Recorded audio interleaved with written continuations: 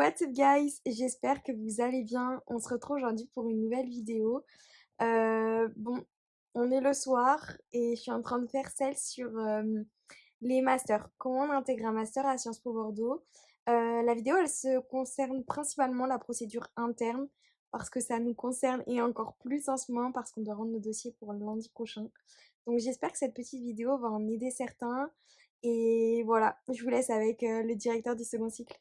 Bonjour, je suis Gilles Bertrand, je suis maître de conférences en sciences politiques, spécialité relations internationales. Je suis le responsable du parcours de master politique internationale et je suis aussi le directeur des études du deuxième cycle de Sciences Po Bordeaux.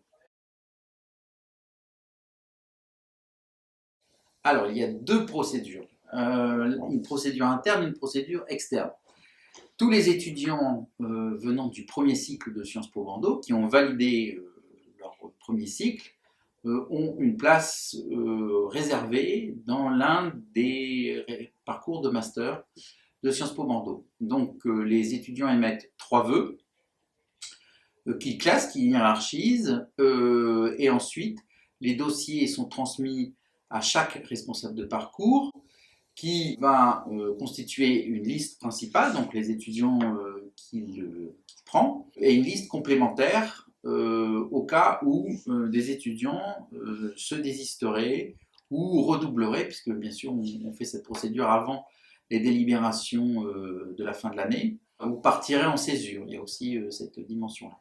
Les responsables de parcours n'ont pas accès au dossier scolaire de l'étudiant, donc ça ne se fait pas en fonction des notes. Ça se fait essentiellement en fonction du dossier, de la motivation de l'étudiant. Donc tous les étudiants partent sur un pied d'égalité. Ce qui va avantager certains et peut-être désavantager d'autres, c'est le sérieux avec lequel ils ont rempli le dossier et un projet professionnel dont on ne s'attend pas à ce qu'il soit très élaboré, mais quand même qui doit être suffisamment précis pour correspondre aux objectifs du parcours.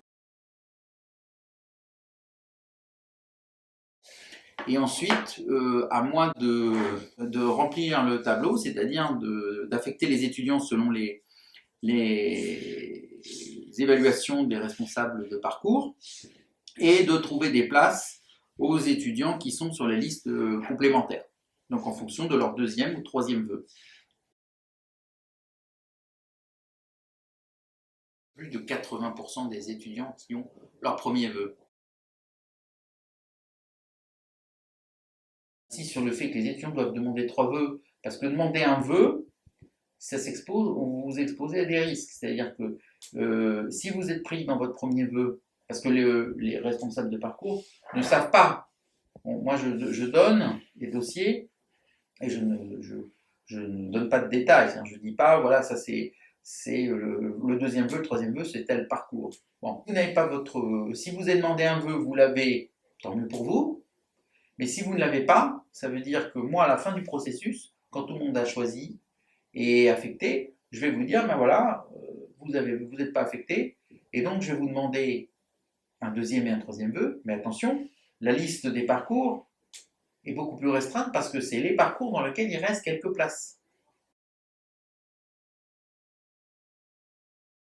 Pour la procédure interne, nous avons un nombre relativement limité de places, mais ce nombre de places va augmenter en accès direct en master, donc des étudiants qui ont une licence française ou étrangère et qui vont venir de l'extérieur, qui vont prendre part à une procédure d'admission et qui pourront donc intégrer tel ou tel parcours de master. Il y a une évaluation de dossier, des épreuves écrites et un oral d'admission.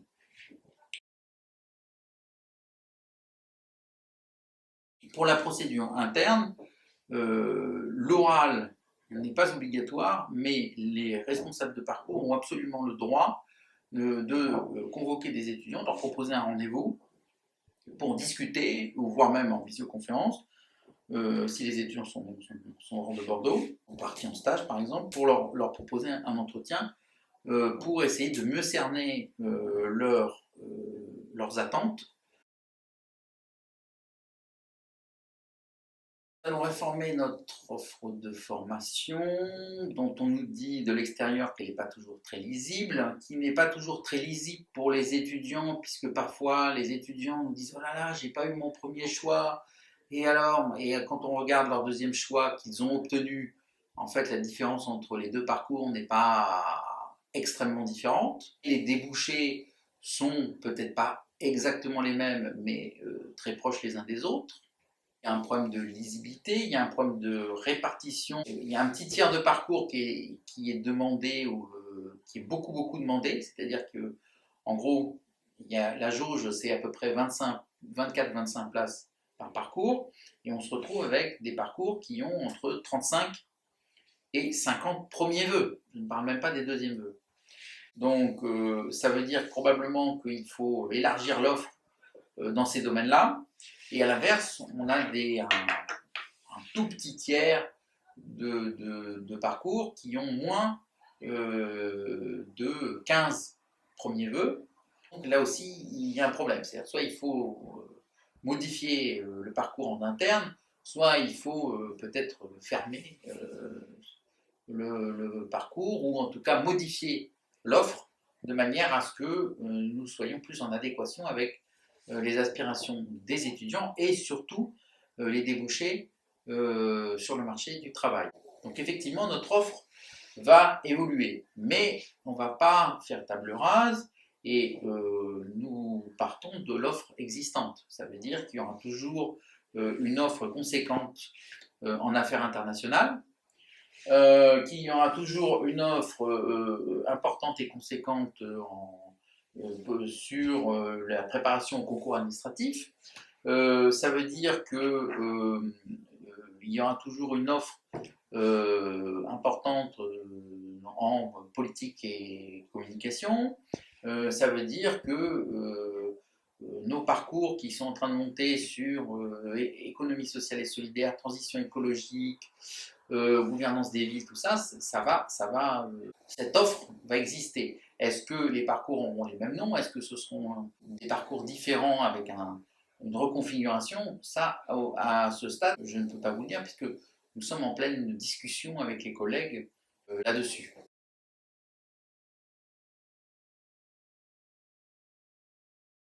Alors, il y a énormément de métiers qu'on peut exercer en sortant de Sciences Po Bordeaux, à la fois en se basant sur les compétences communes à tout le monde et les compétences du diplôme, et à la fois sur les compétences et les connaissances acquises dans les différents parcours. Donc c'est très large, c'est-à-dire que ça va des métiers de la fonction publique au secteur privé.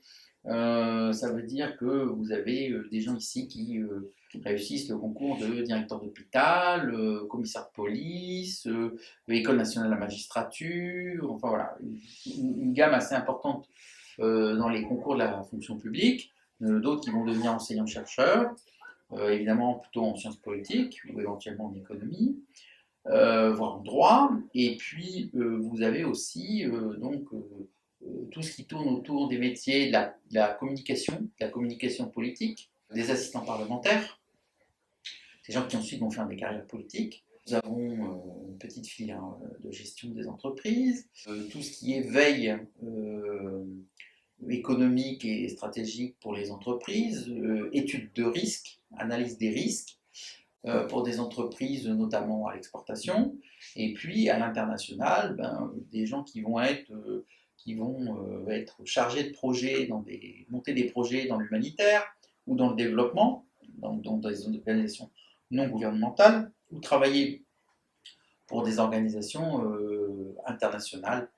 Donc l'offre est large.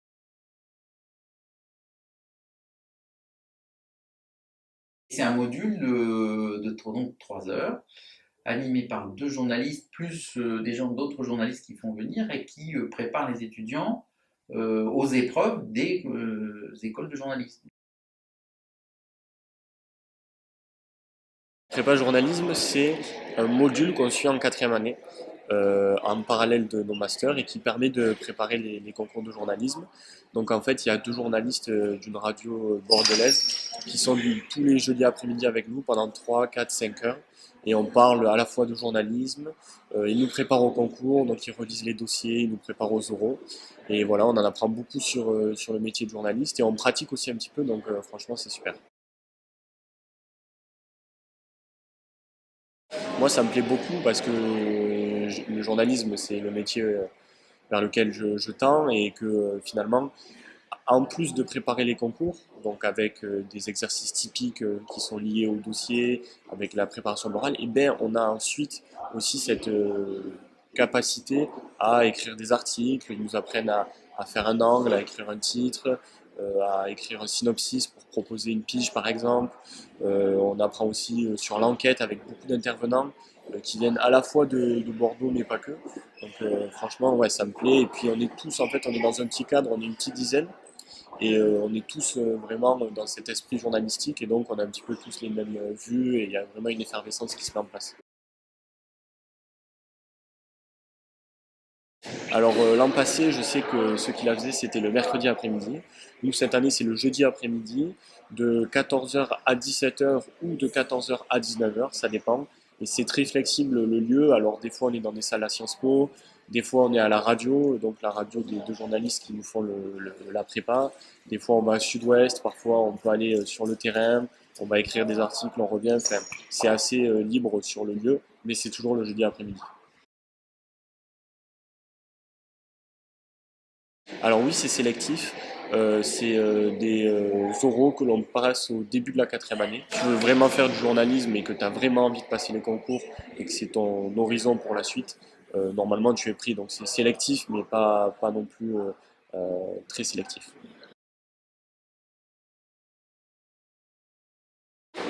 Cette prépa, non, non, elle est totalement gratuite. C'est payant parce qu'on paye Sciences Po et que ça fait partie de ça. Alors si t'es boursier, ben, tu payes moins, bien évidemment. Ça dépend des tuteurs légaux. Mais cette prépa, elle est intégrée à Sciences Po, donc on ne paye rien en plus. C'est quelque chose qui prend du temps. Mais premièrement, ça nous plaît. Puisque nous, c'est ce qui nous intéresse, c'est l'actualité, c'est produire des articles, c'est préparer tout ça, parce qu'on sait que ce qu'on en veut, c'est les écoles de journalisme. Donc déjà, quand ça te plaît, bah, tu as l'impression de moins se passer de temps dessus. Et puis, c'est une gymnastique qu'il faut avoir. Alors, moi, je suis dans un master métier du politique où le volume horaire n'est pas énorme. Donc, même si on a des petits travaux à faire à côté, des rencontres à l'extérieur et tout, ça reste quelque chose de plaisant. Donc, voilà. Et puis, on a aussi des associations qu'il faut savoir gérer. Mais finalement, savoir gérer son temps, c'est quelque chose que l'on apprend à Sciences Po. C'est quelque chose aussi que nous, il faut qu'on apprenne pour le journalisme. Donc, bon an, mal an, on arrive quand même à pouvoir tout faire et tout faire bien. Pour moi qui veux faire du journalisme politique, comme je suis dans un master métier du politique, bah, j'apprends sur le monde des élus, on rencontre beaucoup d'élus. Donc finalement aussi, il y a des petites interviews qui se mettent en place de manière informelle. Et donc ça, c'est hyper formateur. Et en apprendre également sur les activités des élus, sur le monde politique français, mais pas que, c'est hyper important quand tu fais du journalisme politique. C'est la même chose pour ceux qui sont en politique internationale ou en affaires européennes. Donc franchement, il y a une vraie complémentarité entre la prépa et notre master.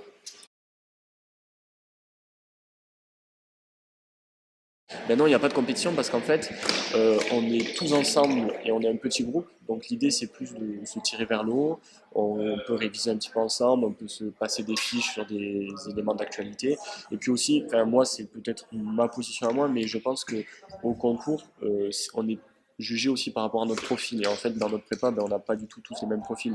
Comme je te disais tout à l'heure, il y en a qui veulent faire du journalisme politique, il y en a d'autres qui veulent faire du journalisme à l'échelle écologique, d'autres du journalisme sportif, d'autres du journalisme à l'international. Donc on n'a pas du tout les mêmes profils. Et dans les écoles, ils cherchent plutôt à créer des promos avec différents profils. Donc en fait, je pense pas qu'on soit vraiment en compétition les uns avec les autres sur tous ces concours. Donc en gros, il y a une quinzaine d'écoles qui sont reconnues par la profession. Et donc, nous, on passe pas les 15 parce que c'est assez compliqué niveau temps, niveau financier aussi. Et donc, on choisit les écoles que l'on passe et c'est comme ça que ça se déroule. Ce sont des dossiers, c'est les premières phases d'admissibilité. Donc, des dossiers qui sont différents pour chaque école, en fait, hein. Donc, par exemple, l'école de journalisme de Sciences Po Paris va avoir son propre dossier, l'ESJ de Lille va avoir le sien également. Et c'est assez étalé dans le temps. Ils arrivent un petit peu tous à partir de janvier, février, mars, mais c'est étalé dans le temps. Tous n'ont pas le même format, c'est pas les mêmes questions. Certains, on n'a qu'une semaine pour le faire, d'autres que 2 jours, d'autres un mois. Donc c'est assez flexible sur ça. Et si on est pris sur cette phase d'admissibilité, on va aux oraux pour la phase d'admission. Et donc là, c'est des oraux qui se font également à distance, qui se font en visio. Être journaliste, c'est vouloir en savoir un petit peu sur tous les sujets, essayer de comprendre et pas rester seulement en surface. Et donc voilà, moi, mon conseil, ce serait restez vous-même. Et si vous voulez intégrer cette prépa, allez-y à fond, montrez votre joie de vouloir faire du journalisme et dans tous les cas, ça passera et tout le monde réussira. Alors, les étudiants de troisième année doivent remplir leur dossier avec le plus de sérieux possible, le plus de sincérité possible, ne pas s'inventer des ambitions qu'ils n'auraient pas parce que ils essayent de mettre au point des stratégies compliquées, parce que moi je ne suis pas capable de lire entre les lignes et je ne fais pas de télépathie. C'est-à-dire quand je lis les dossiers et mes collègues responsables de parcours, moi je fais deux choses en plus. Je suis responsable de parcours et en plus directeur du deuxième cycle. On n'a pas vraiment ni le temps ni le don de double vue, donc on ne peut pas comprendre des stratégies compliquées. Et donc il faut que les étudiants disent simplement, voilà, expliquent simplement pourquoi ils ont choisi ce parcours, quels sont les débouchés qui les intéressent, et essayent aussi de faire une estimation, alors c'est très difficile, une auto-évaluation, leur auto-évaluation de leurs compétences, de leurs talents et de leurs points faibles. C'est-à-dire que si vous n'aimez pas préparer des concours administratifs, si vous n'aimez pas le droit administratif, vous ne vous avez pas demandé carrière administrative. Même en troisième vœu, vous n'allez pas le faire. Si vous avez peur de voyager à l'étranger, il ne faut pas demander la majeure affaires internationales. Il ne faut pas demander quelque chose pour lequel vous ne pouvez pas, que vous ne voulez pas faire.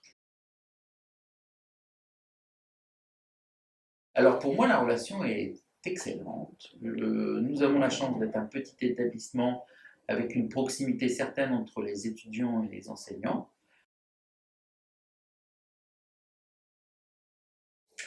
Alors, en cinquième année, vous avez en fait 3 possibilités. La majeure partie des étudiants font un stage qui est de 4 mois minimum, 6 mois maximum. Mais vous avez aussi dans 4 parcours la possibilité de faire une alternance, donc d'être en apprentissage pendant toute l'année, pendant toute la cinquième année. Et puis sinon, dans une petite minorité de parcours, vous pouvez faire un mémoire. Vous allez consacrer un semestre de cours, de septembre à décembre, sauf dans les parcours qui sont en alternance, parce que comme il y a une alternance effectivement entre les semaines que vous passez à Sciences Po, les semaines que vous passez chez pour lesquelles vous travaillez chez l'employeur, l'année universitaire est rallongée forcément. Hein. Elle court jusqu'en mars, je pense. Bon, il faut vérifier avec les responsables de parcours. Mais sinon, soit à partir de janvier, vous pouvez être en stage, et là, vous avez 8 mois entre le 1er janvier et le 31 août pour effectuer ce stage qui va durer de 4 à 6 mois, ou bien vous allez consacrer ce temps à faire des recherches et écrire un mémoire.